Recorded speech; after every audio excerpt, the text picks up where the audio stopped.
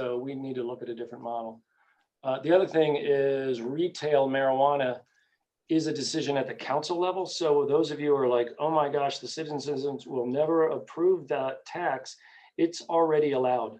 All we have to do is say retail sales are allowed. So when you hear more about that, think about advocating for the benefits of that revenue. So let me get going.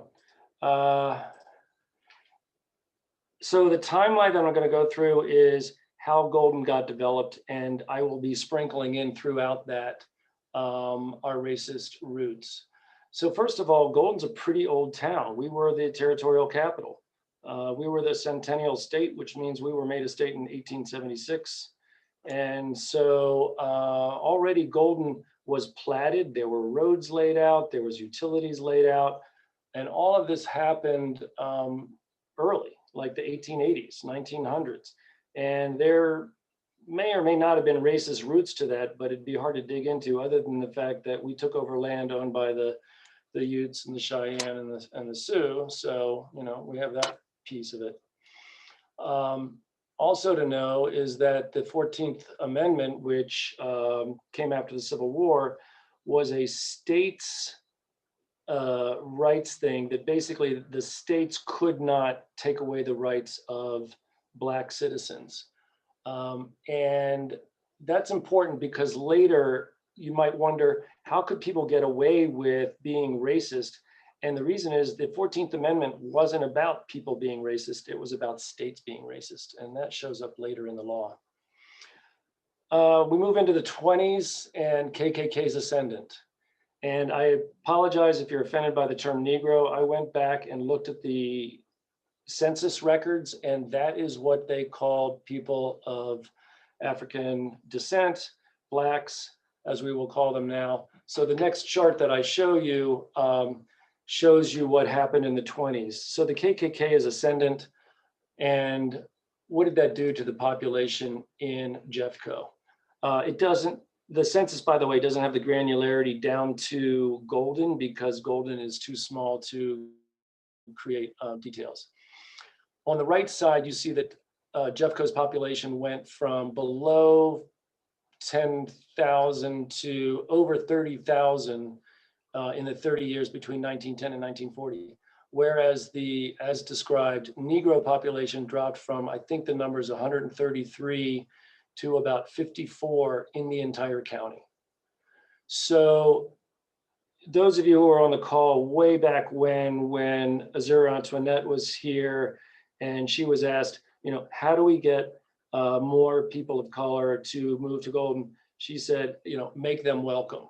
Well, they were anything but welcome. And so whether that showed up in the laws or not, it certainly probably contributed to their low movements to Golden. Another important case that happened in 1926 was a case in Euclid, Ohio, in which cities were given the right to zone their towns for different uses. This is called the Euclid case. And so right there is a link to our current zoning. Our current zoning is called Euclidean zoning for this reason. And what it says is different properties have different uses, and mostly by right and some by special request. How did the Colorado Supreme Court play into racist covenants? As we move into the 20s and 30s, you're starting to see properties mainly outside of Golden, and that's what you're going to hear about in Chris's talk next week, because Golden had already been kind of platted out. But people are starting to put plats on other parts of the Denver metro area. And the Supreme Court ruled that restrictive covenants were allowed. And this is too much text to read, and you may not be able to read it on the screen anyway.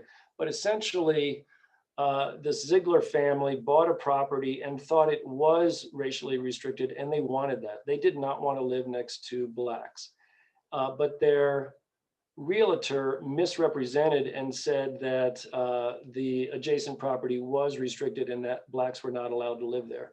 The Zieglers sued and said that they were given bogus information, and they won, which basically means the Supreme Court backed up the the use of restrictive covenants, and they were fine with that. Disappointing now when we look back on it. 1930s, there was depression, pre-war. There wasn't that much demand for housing, but there certainly was demand. And the Roosevelt administration created the Federal Housing Administration. They contracted with the Homeowners Loan Corporation, and they defined a map, which I'm about to bring up, which shows the redlining in Denver. Oops, nope. Actually, that's the redlining in the county. And I don't want to steal any thunder from Chris, so I'll leave this up on the screen just for a second to show you the right side of this screen goes as far east as Federal, and west of Federal and out into Lakewood. Can you guys see my mouse? Can somebody unmute and just say, can you see my mouse as I'm moving? Okay, Eric's giving me the thumbs up. All right, so west of Federal, there starts to be a lot of these red areas, and I'll explain that a little bit more, but essentially it means loans were not going to be backed by the FHA, and therefore people could not buy in that area. I apologize. No, that's the reverse of its meaning. They would back those loans only if they were sold to whites. So some of these areas were restricted to only Caucasians. And that's what Chris is going to get into next week. And if you get into Golden, and now my mouse has moved over to Golden, you see one property in North Golden. I'm going to talk about that on my next slide.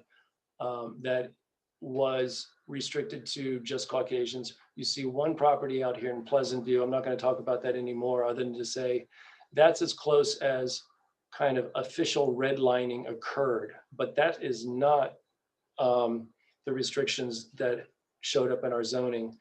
And yet our zoning is still extremely racist, and I'll show you why. So that was, like I said, that was Jeffco. So let's move up to 1942 for a minute. A Negro family buys land in Golden. Their names are not even mentioned in the transcript article that I'm about to bring up.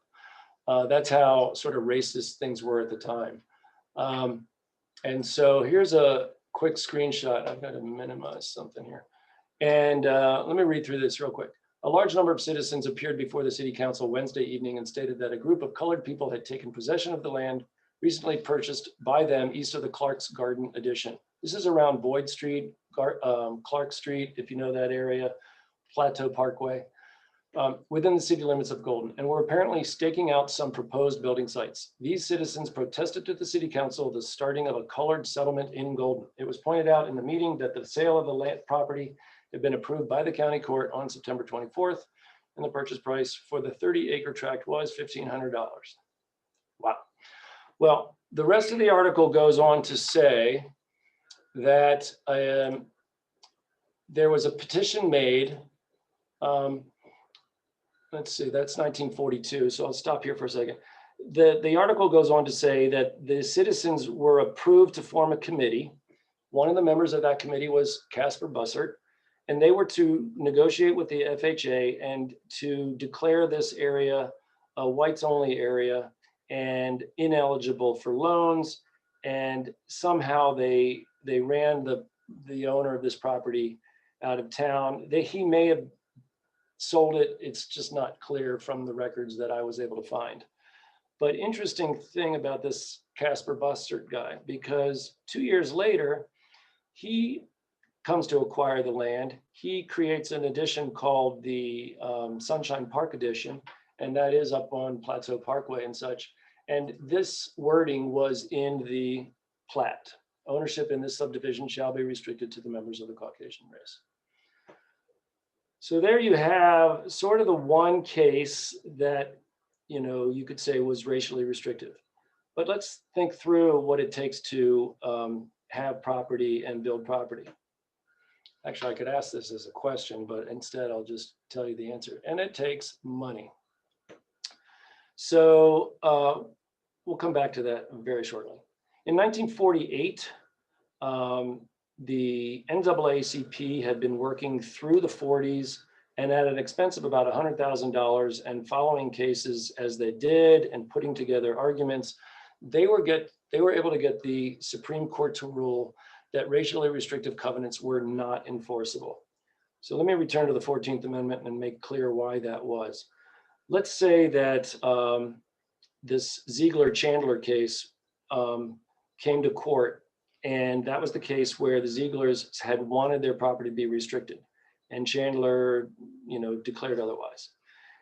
If the state had to step in to enforce this and basically do a contract enforcement, then the state would be acting in a racist manner.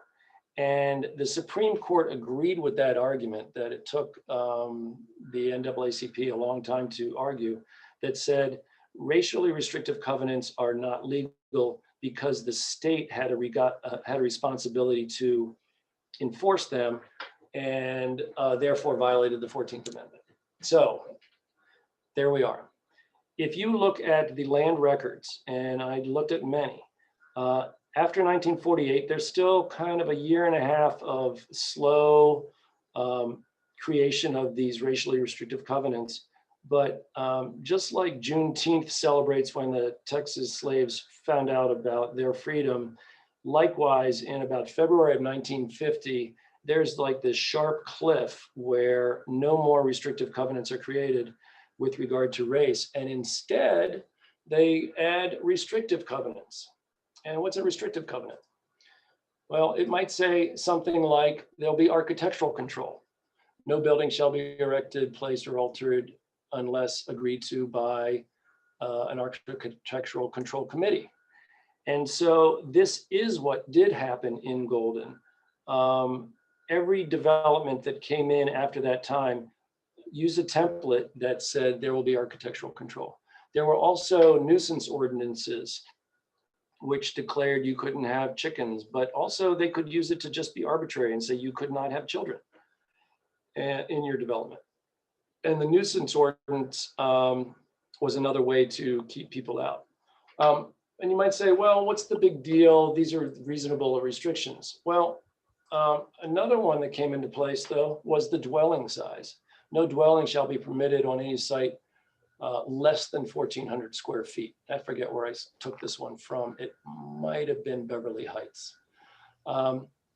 And what did that do? Well, that meant that people that did not have access to capital would not be able to get this to build there, or they couldn't subdivide. And subdividing is a way to buy a property and then spread it over a greater base. So you could build a duplex, for example, sell the duplex and afford your house at the same time. And sorry, a little bit out of order, but this is the Denver map. And so let me take a minute to talk about redlining in case you're not familiar with it. In the small print down here, it says what it means. First grade lending, second grade lending, third grade lending, fourth grade lending. And so first grade meant the FHA was being told by this home loan corporation, go ahead and back those loans. Those are really solid loans. And look at this industrial area along the Platte, all redlined, right? Where do you want people who you want to keep out of your, quote, nicer neighborhood? You put them down in the industrial areas. So that's the nature of Denver's red line map. And to this day, these are the poorer areas of town. These are the areas where the health is less good. So the knock-on effect of the redlining map has continued into the 20th century, 21st century. It's pretty amazing.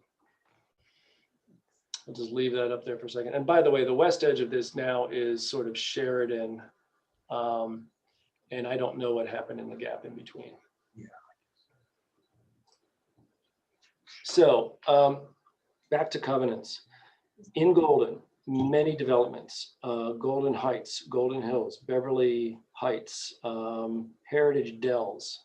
You could throw out your neighborhood and I might know off the top of my head, did they have restrictive covenants? These restrictive covenants were backed by FHA. The FHA would not loan unless you had the restrictive covenants. So that was a way of saying, we will not loan people who have poor access to capital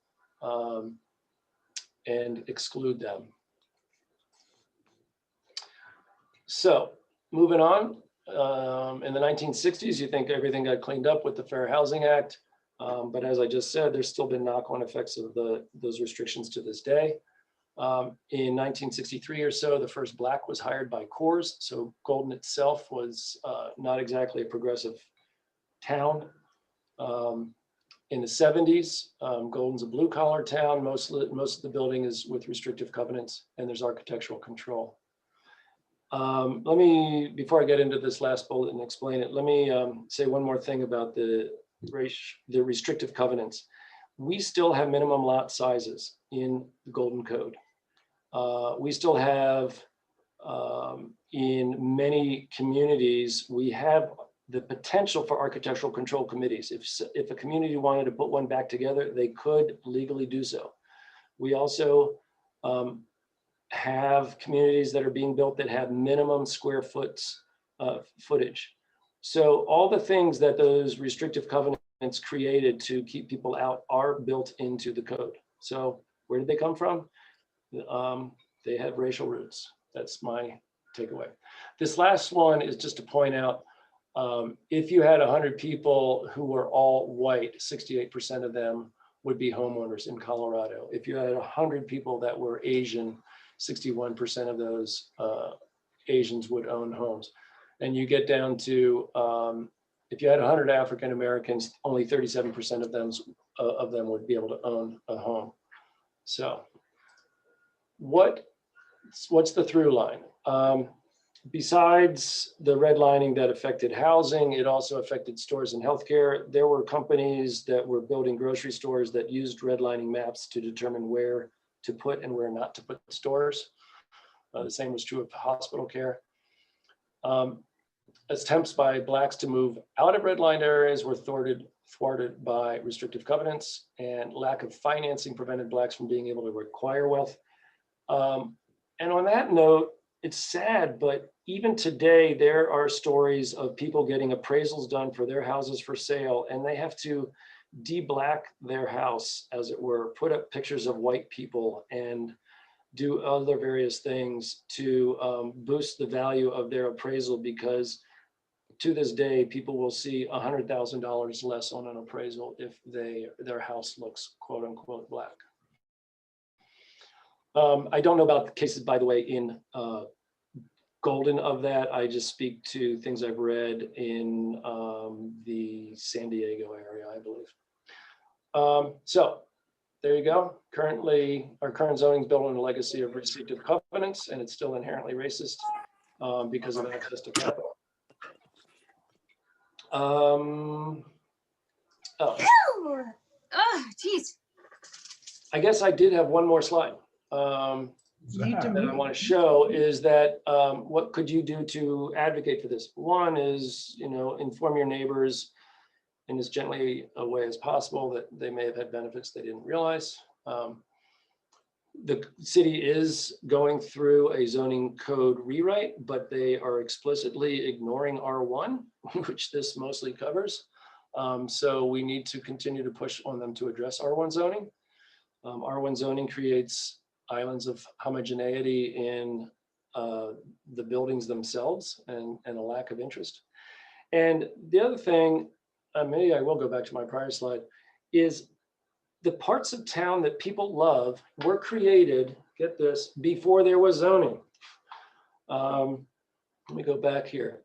This is a slide I stole from a screenshot from a week or so ago, where the city's consultants for our zoning code rewrite came in and presented their history of zoning. It's very, flat. It just dates when things changed.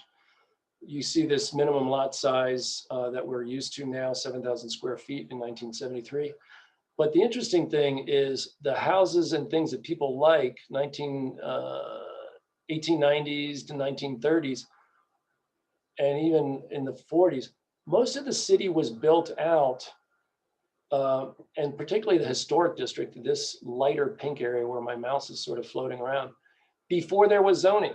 So there are ways of having development in an organic manner that people like, and we just got to figure out how to get back to it, because that wasn't restrictive. It was just homeowners working with the city to build things that made sense for us. All right, and with that, I will stop and stop sharing my screen. Yeah. So. Some Don. Thank you. Yeah. So if there's any questions, I could take those verbally. And I see that Michelle has added a note in the chat. If you haven't turned your chat on, please be sure to do so. I'm going to turn the recording off for this point.